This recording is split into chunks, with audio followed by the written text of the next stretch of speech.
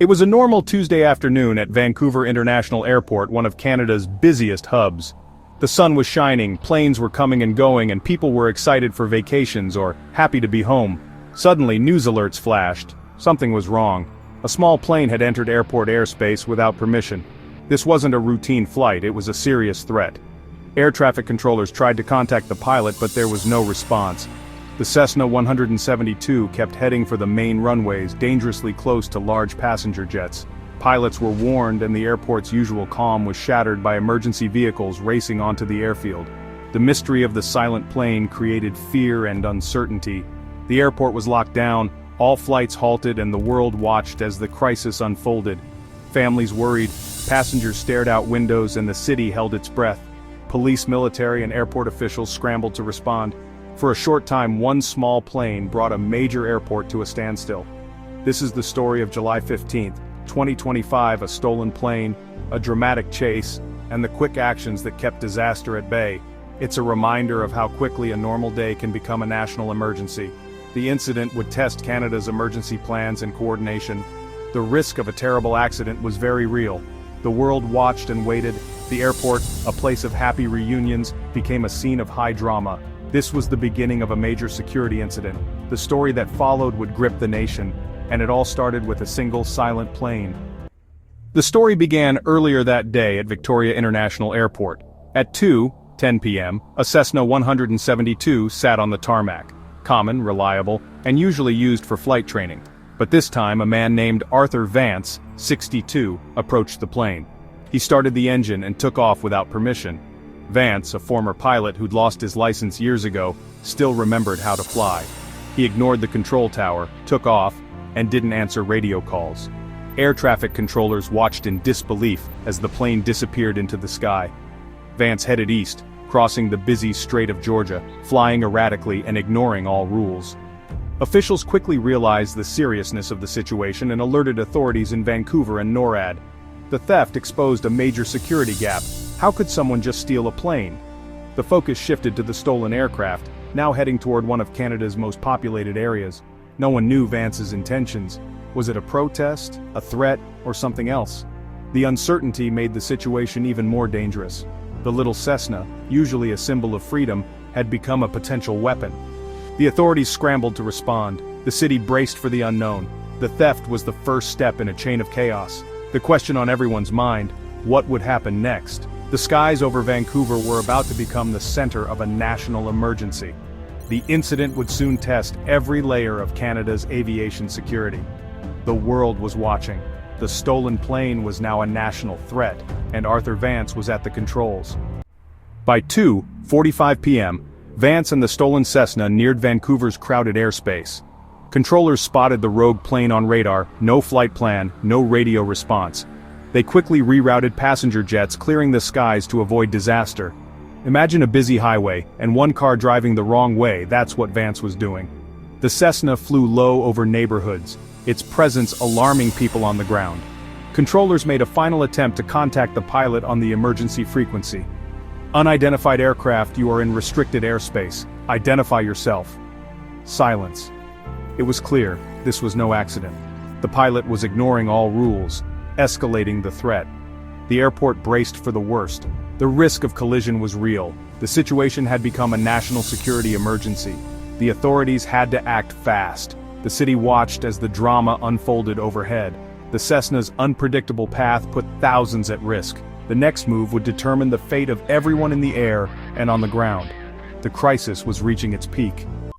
With the threat clear, NORAD was alerted and fighter jets were scrambled. 2 Canadian CF-18s launched from Comox, 2 American F-15s took off from Portland. Their mission: intercept the Cessna, make contact, and prevent disaster. The jets raced toward Vancouver, but Vance was already over the airport, flying low and slow. This was the most dangerous moment. He could have crashed into a plane or building. The fighter pilots prepared for any outcome, hoping for a peaceful resolution. Just as the jets closed in, Vance made his move. At 3:02 p.m., he landed the Cessna on a taxiway, not a main runway. The landing was rough, but the plane stopped safely. The immediate threat in the air was over. The fighter jets circled above, ready if needed. On the ground, a new crisis began. The airport remained locked down. The world exhaled, but the danger wasn't over yet. The focus shifted to the standoff on the tarmac. As soon as the Cessna entered restricted airspace, officials ordered a ground stop. All planes halted. No takeoffs, no landings, no movement. Incoming flights were diverted to other cities, creating chaos for air traffic controllers. Passengers in the air circled or landed far from their destination, confused and anxious. Inside the terminal, thousands were stranded, watching emergency vehicles surround the small plane.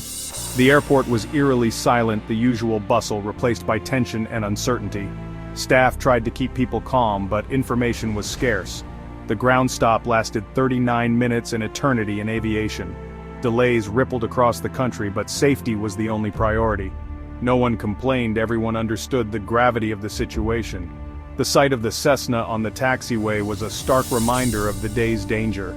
The airport's focus was on resolving the crisis, not the schedule. With the Cessna stopped, a tense standoff began. Police and emergency vehicles surrounded the plane, weapons drawn, but keeping their distance.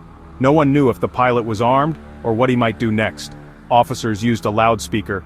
"You are under arrest. Exit the aircraft with your hands up." Minutes passed in silence. Finally, the door opened. Arthur Vance emerged, hands raised, calm but defeated. He climbed out, stood on the wing, then stepped onto the pavement, hands still in the air. The most dangerous moment was over. Police approached cautiously, ordered him to the ground, and handcuffed him.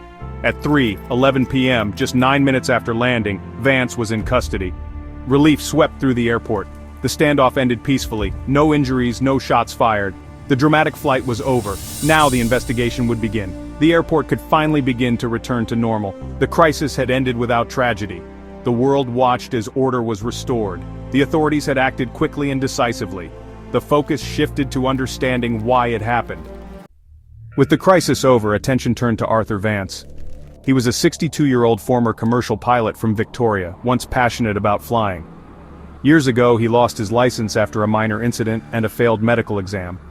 Friends said he was never the same, withdrawn, bitter, and feeling wronged by the system. Vance's motive wasn't terrorism or politics, it was a desperate act to reclaim his identity as a pilot. He wanted to prove he could still fly, even if it meant breaking the law. His actions were reckless and selfish, putting thousands at risk, but they were born from years of frustration and loss. Understanding his background explains but does not excuse his choices. His story is a cautionary tale about personal struggles spilling into public danger. After his arrest, Vance faced serious charges: endangering airport safety, theft of an aircraft, dangerous operation, and flying without a license. The evidence was overwhelming. The entire event was recorded and witnessed by many. He was denied bail and will remain in custody until trial. The legal process began quickly, with Vance's first court appearance 2 days later. The prosecution will focus on the immense public danger he created. His defense may cite his mental health and history, but the law is clear. The case is a stark reminder: aviation rules exist to prevent disaster. The court's decision will send a strong message about the consequences of such reckless acts. The public and media will watch closely. The justice system must balance understanding with accountability. The outcome will shape future aviation security. In the aftermath, tough questions emerged. How could someone steal a plane so easily? The incident exposed security gaps at smaller airports, sparking a national debate. Experts praised the emergency response but called for tighter controls on private aviation. The public felt relief, but also anxiety. If it happened once, could it happen again? Authorities are reviewing protocols, considering better fencing, more patrols, and stricter access to small planes. The goal: prevent a repeat and strengthen aviation security. The incident proved emergency systems work but also revealed vulnerabilities. The balance between security and freedom in aviation is under review. The investigation continues, and lessons learned will shape the future. Canada's skies will be safer because of what happened that day.